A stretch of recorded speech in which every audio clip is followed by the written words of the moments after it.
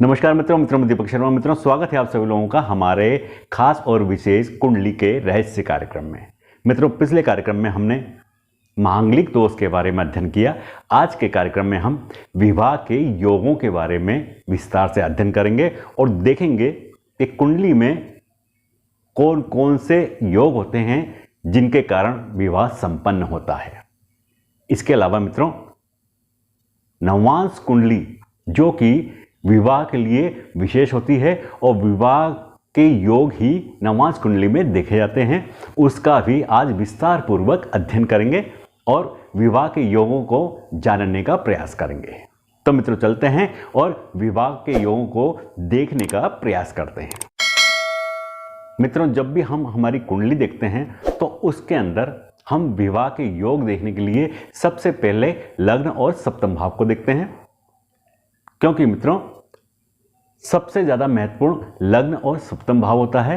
विवाह के योग इन्हीं भावों में बनते हैं। मित्रों, इन्हीं भावों में जब गुरुदेव बृहस्पति और शुक्र का संबंध बनता है तब विवाह के योग बनते हैं, क्योंकि मित्रों गुरुदेव बृहस्पति और शुक्र ही विवाह के कारक ग्रह हैं।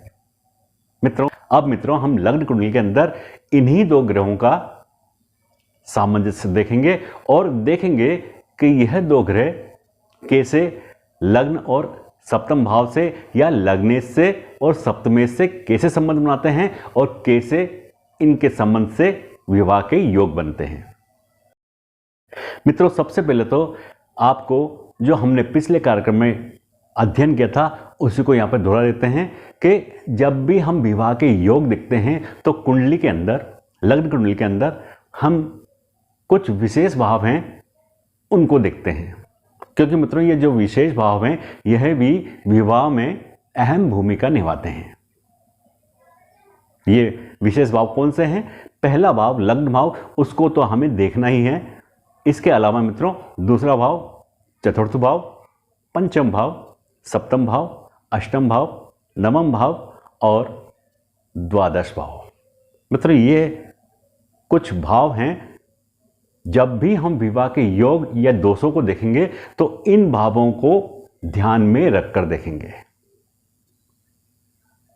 क्योंकि मित्रों जब भी हम कोई योग देखेंगे तो उस योग का जो प्रभाव होता है वो हमारे पर पड़ेगा, हमारे परिवार पर पड़ेगा, क्योंकि मित्रों विवाह के बाद परिवार में ही जीवन व्यतीत करना है।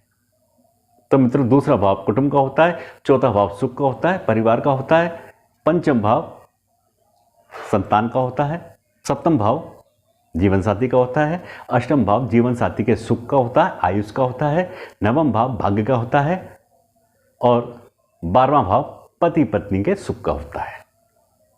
तो इस प्रकार से मित्रों ये सभी भाव विवाह से जुड़े हुए हैं, इसलिए इन भावों को ध्यान में रखना बहुत ही जरूरी है और इन भावों को ध्यान में रखकर ही हम आगे योगों का अध्ययन करेंगे। अब मित्रों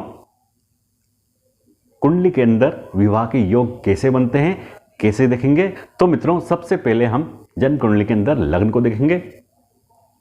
लग्न क्या है और लग्न के स्वामी यानी लग्नेश कुंडली के अंदर कहां पर स्थित हैं। जब लग्न के स्वामी लग्नेश कुंडली के अंदर केंद्र में या त्रिकोण में होंगे, शुभ ग्रहों से दृष्ट होंगे, शुभ होंगे, तब विवाह के योग बनते हैं। और मित्रों जब सप्तम भाव के स्वामी सप्तमेश केंद्र या त्रिकोण में होंगे, शुभ होंगे और उन पर शुभ ग्रहों की दृष्टि होगी, तब विवाह के योग बनते हैं। इसके अलावा मित्रों जब कुंडली के अंदर लग्नेश और सप्तमेश की युति होती है और वह युति केंद्र या त्रिकोण में हो जाती है, तब विवाह के प्रबल योग बनते हैं। मित्रों द्वितीय भाव, सप्तम भाव, नवम भाव और द्वादश भाव और इन भावों के स्वामी यदि युति कर लेते हैं तब विवाह के योग बनते हैं। मित्रों शुक्र यदि स्वग्रही होकर या शुभ होकर कन्या राशि में आते हैं तब विवाह के योग बनते हैं। इसके अलावा मित्रों लग्नेश की दशा अंतर्दशा आने पर विवाह के योग बनते हैं और सप्तमेश की दशा अंतर्दशा आने पर विवाह के योग बनते हैं। इसके अलावा मित्रों, यदि शुक्र की दशा आती है या अंतर्दशा में शुक्र होते हैं तब विवाह के योग बनते हैं। और मित्रों, जब गुरु की दशा आती है, गुरु की अंतर्दशा आती है, तब विवाह के योग बनते हैं। या फिर गुरु की दशा में शुक्र की अंतर्दशा आती है तब विवाह के योग बनते हैं। तो इस तरीके से मित्रों, कुंडली के अंदर, लग्न कुंडली के अंदर हम विवाह के योगों की जांच करते हैं। अब मित्रों, विवाह के जब योग देखने होते हैं, प्रबल योग देखने होते हैं, या फिर लग्न कुंडली के अंदर कुछ योगों में दोष होते हैं, तो उनको और स्पष्ट करने के लिए हम नवांश कुंडली का सहारा लेते हैं। क्योंकि मित्रों, नवांश कुंडली एक ऐसी कुंडली है जिसके अंदर सब कुछ स्पष्ट हो जाता है। कई बार ऐसा होता है कि लग्न कुंडली के अंदर हमें कुछ शुभ योग नजर आते हैं, लेकिन हमारे जीवन पर उनका प्रभाव नहीं होता। तब हम नवांश कुंडली में देखते हैं तो पाते हैं कि उसमें किसी पाप ग्रह की दृष्टि है या वह योग शुभ नहीं है। इसी कारण से हमें उस शुभ योग का प्रभाव हमारे जीवन पर दिखाई नहीं देता। तो इसलिए मित्रों, आज हम नवांश कुंडली के माध्यम से विवाह के योगों को जांचने का प्रयास करेंगे।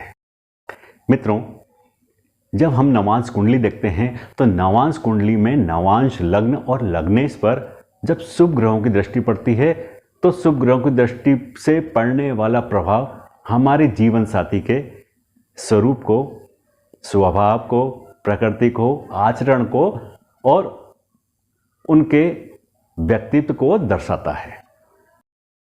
नवांश, लग्न और लग्नेश पर जब शुभ ग्रहों की दृष्टि होती है तो जीवन साथी का स्वभाव, आचरण सौम्य होता है, उसके अंदर उदारता होती है, दयालुता होती है, जीवन साथी बुद्धिमान होता है और चरित्र का एकदम साफ होता है।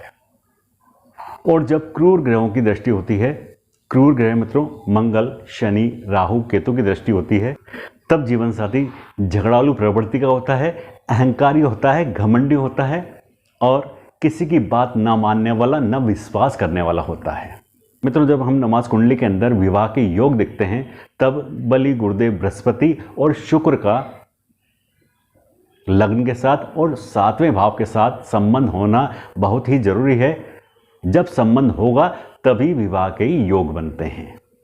मित्रों, सबसे पहले जो नवांश कुंडली के अंदर सामान्य नियम हैं उन पर विचार करते हैं। मित्रों, यहाँ पर लग्न या लग्नेश का कुंडली के अंदर केंद्रीय त्रिकोण में होना जरूरी है। जब लग्न या लग्नेश केंद्रीय त्रिकोण में होते हैं तभी विवाह के योग बनते हैं।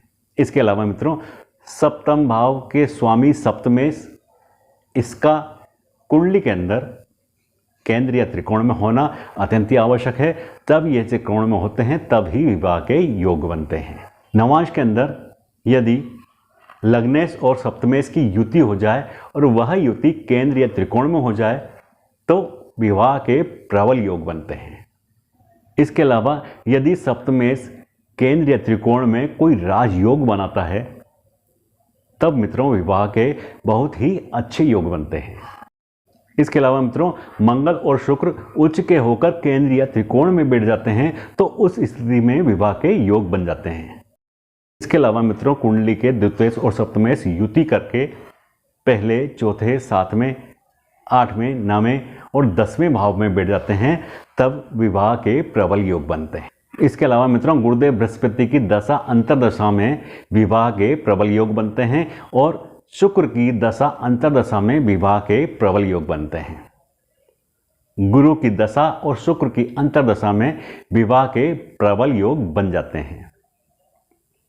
मित्रों, जब हम नवांश कुंडली का अध्ययन करेंगे तब लग्न कुंडली के अंदर जो लग्नेश हैं और सप्तमेश हैं उसकी स्थिति नवांश कुंडली के अंदर देखनी होगी।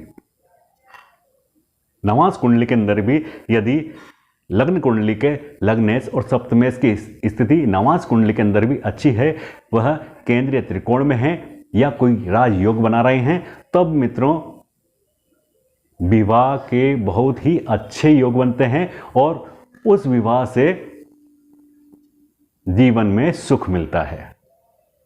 वैवाहिक सुख मिलता है, वैवाहिक सुख मिलता है। मित्रों, जब भी विवाह का सुख देखना हो तब हमें लग्न में लग्नेश और सप्तमेश की स्थिति को लेकर नवांश कुंडली के अंदर लग्न और सप्तमेश की स्थिति देखनी है। मित्रों, ग्रहों को कुंडली के अंदर देखना हम पहले ही अध्ययन कर चुके हैं, जान चुके हैं कैसे देखना है, क्योंकि हमारे पास केंद्र के भाव हैं और त्रिकोण भाव हैं। जब भी लग्नेश या सप्तमेश इन भावों में आते हैं तो शुभ फल ही प्रदान करते हैं और वही योग बन जाते हैं।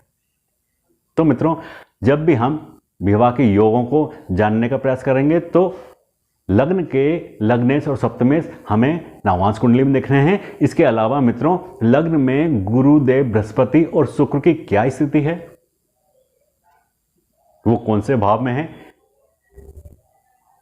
शुभ दृष्टि उनके ऊपर है या पाप दृष्टि है, यह देखना है। मित्रों, अगर यहां पर एक बात मित्रों ये ध्यान देने योग्य है कि लग्न कुंडली के अंदर मान लीजिए कि शुक्र या गुरु के ऊपर कोई पाप दृष्टि है भी, तब भी हम नवांश कुंडली के अंदर उनको देखने का प्रयास करेंगे। मित्रों, यदि लग्न कुंडली के अंदर उनके ऊपर पाप ग्रह की दृष्टि है और वह नवांश कुंडली के अंदर नहीं है, नवांश कुंडली के अंदर उनके ऊपर शुभ दृष्टि है या फिर वह केंद्रीय त्रिकोण में चले गए हैं, तब मित्रों ऐसा नहीं है कि वहां पर पाप ग्रहों की दृष्टि है इसलिए वह कमजोर हुए। नवांश कुंडली के अंदर यदि उनके ऊपर शुभ ग्रह की दृष्टि है या वह केंद्रीय त्रिकोण में है तब भी योग बनते हैं, क्योंकि मित्रों नवांश कुंडली में यदि ग्रह की स्थिति साफ हो जाती है, ग्रह बलीय हो जाता है, तो वह योग बना देता है। और उस स्थिति में हम लग्न कुंडली में यदि ग्रह कमजोर है तो उसको न देखकर नवांश कुंडली में यदि ग्रह मजबूत है तो उसको देखकर हम आदेश कर देते हैं। तो इस तरीके से मित्रों हमें कुंडली के अंदर जब योग देखना है तो नवांश कुंडली को लेकर ही योग देखेंगे, क्योंकि नवांश कुंडली विवाह के लिए विशेष है। तो मित्रों ये था हमारा आज का विशेष कार्यक्रम। अगले कार्यक्रम में फिर एक योग को लेकर चर्चा करेंगे। तब तक के लिए मित्रों आज्ञा दीजिए। नमस्कार, जय श्री राम।